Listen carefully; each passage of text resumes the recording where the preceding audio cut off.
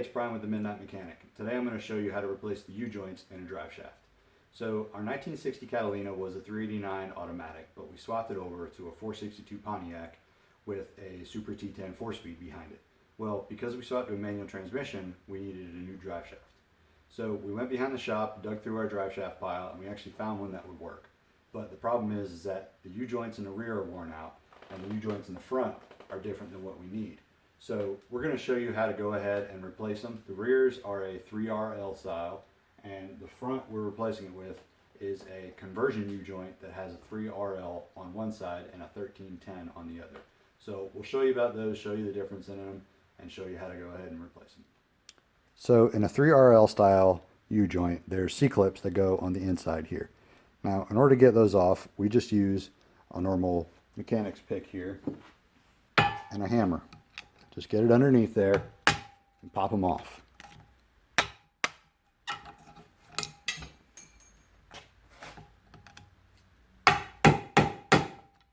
Sometimes they can get a little rusty.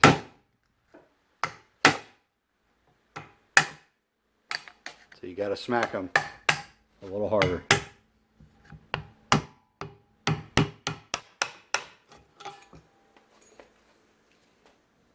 So because of the style of these U-joints, the easiest way to get them out is to heat them up. They get a little bit rusted and then they're extremely hard to get out even with the press. So what we'll do is we'll get the torch, we'll heat them up real hot, and then we'll try to smack them out. So after we've got it heated up, we're going to take a big socket and our hammer, and we'll just put the socket over it and give it a bunch of whacks until we push that cap outside of the yoke. As you can see, you're going to have to reposition the drive shaft a few times to make sure you keep it straight. But eventually, you'll hit it enough where you've knocked the cap far enough out that the little cross of the U-joint has bottomed out. Then you can go over to the other side.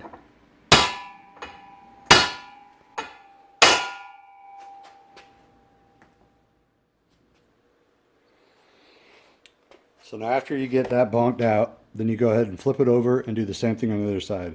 Now we already did that, so you can see this cap is still attached and this one's here. So what we'll do is we'll take a long punch and put it in that lower cap and hit it out that way. Be careful, because it's hot.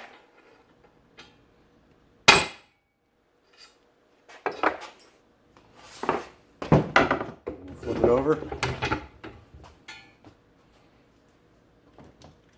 At this point,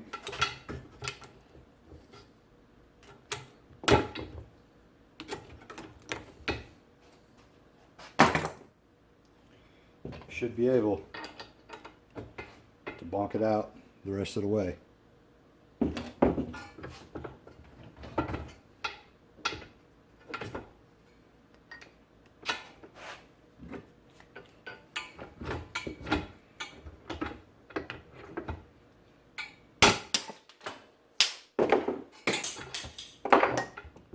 So this U-joint is the same as the U-joint that was on the rear, but we don't need this front yoke anymore. What we're going to do is we're going to replace it with this yoke that works with the Super T10 transmission.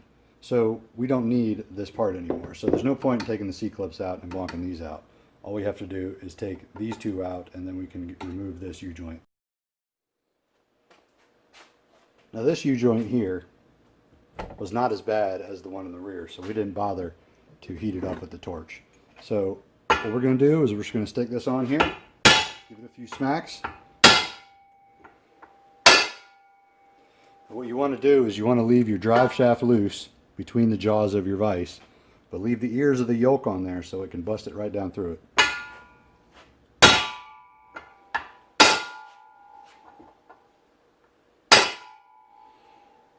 Now we've gone as far as we can go because of the cross on that U-joint. So at this point, we flip it over and we repeat on this top part.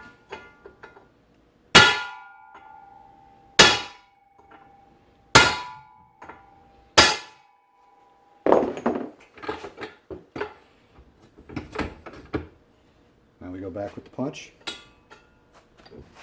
It's a little more difficult with the punch when you have the other U-joint yoke still on there, but it's doable.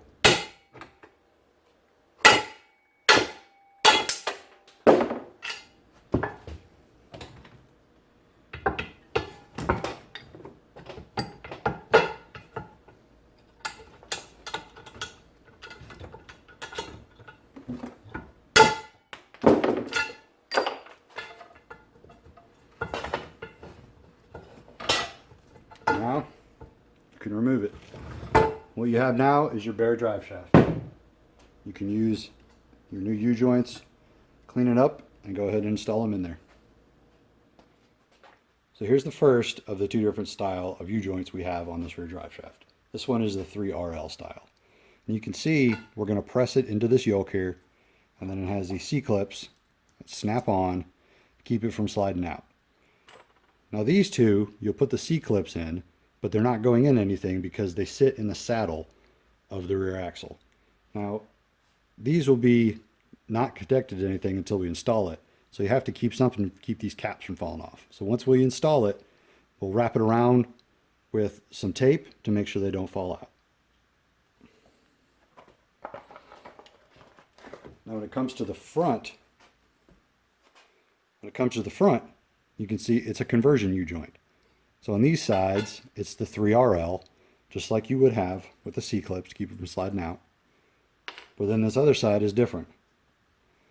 On this front yoke, it'll fit in here like this. But then there's internal grooves on that side right there. So once you press it in, you'll take this little clip, squish it together, and it'll snap on the inside to keep it from sliding that way. So it's got the two different kinds, so that's why it's called a conversion U-joint. This one right here was kind of hard to find because there aren't very many 3RL to 1310s. We only found two of them. One was a Yukon, and the other one was this one from Duralast at AutoZone. And this one's part number 3-3130DL, and it was about 20 bucks shipped, and I think it'll be fine for what we need it for. But there's a lot of 3RL to 1350s, but not many 3RL to 1310s. So this is one to go with if you have a conversion like this. So to install the front, we're going to take the caps off. You have to be careful because they've got these little needle bearings inside that'll go everywhere.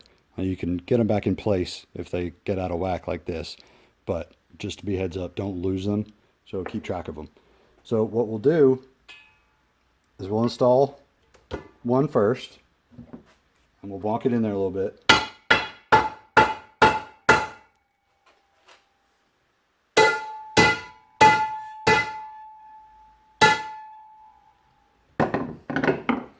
Like I said, you got to be careful with these needle bearings.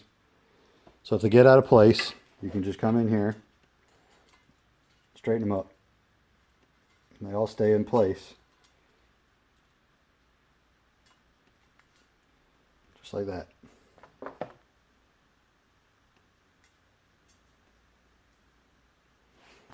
So once those are all there in place, we can go ahead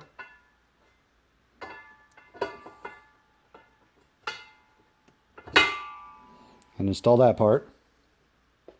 Then you can take this part, slide it down so it goes over top. Now you get this in place.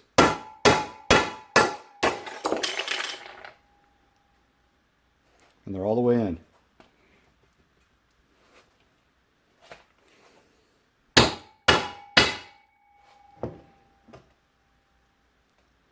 Now you know you get it all the way in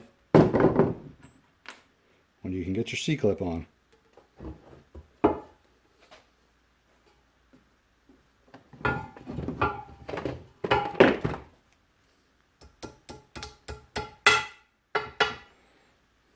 So there's one.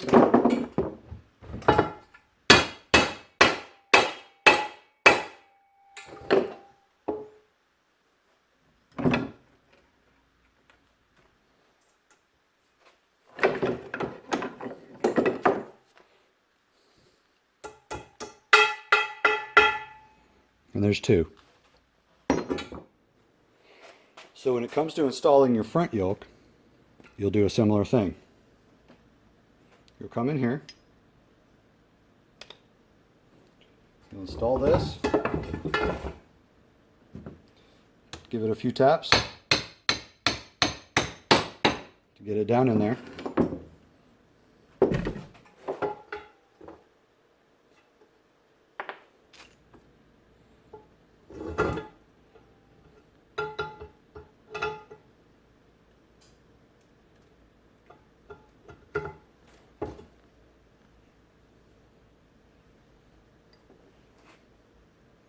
Make sure all your needle bearings are straight. Sit it down, tap it in. Now this one's a little different because you need to get that down further. So what I do is use an old socket, tap it down until you get to the right spot. Flip it over. Do the same thing on this side. And you're good. Now what you can do is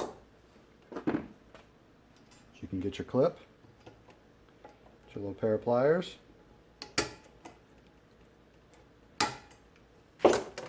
Sometimes channel locks work a little better.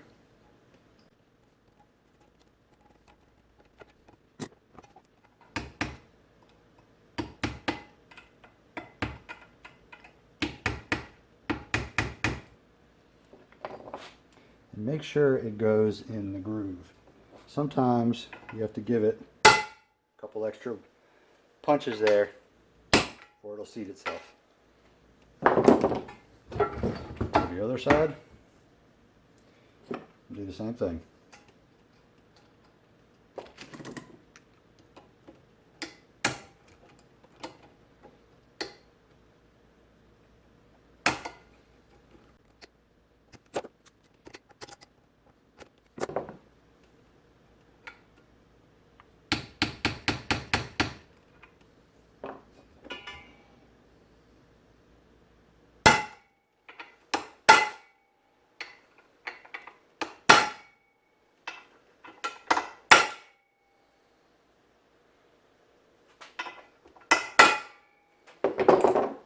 Well, there you go. Got your front U-joint installed. Now for the rear, you just go ahead and do it the exact same way that you would for both 3RLs. Hammer it in there, add your C-clips, and you're good to go. Alright, so we got our drive shaft all made up for the Catalina. We got new U-joints, the correct yoke on it, and in the rear, we went ahead and taped the caps on there so they don't fall off before. Remember, if you're installing a new drive shaft, get your grease gun and grease up the fittings beforehand. It's much easier to do that while it's off the car. So hopefully you feel comfortable doing that. If you have a press, you can actually do it, and it's a little bit easier rather than just using brute force. But most people don't have a press, but most people have a hammer and a vise. If you don't have a vise, they're pretty cheap. Go ahead and buy one. You can use it for a whole bunch of different stuff. This is something you can easily do yourself, so don't get intimidated by it and run and take it to somebody else, because it's 40 bucks or whatever for some new U-joints compared to whatever they will charge you. Just do it yourself. It's pretty easy. So hopefully you learned something, you feel more confident, and you can do it yourself. So until next time,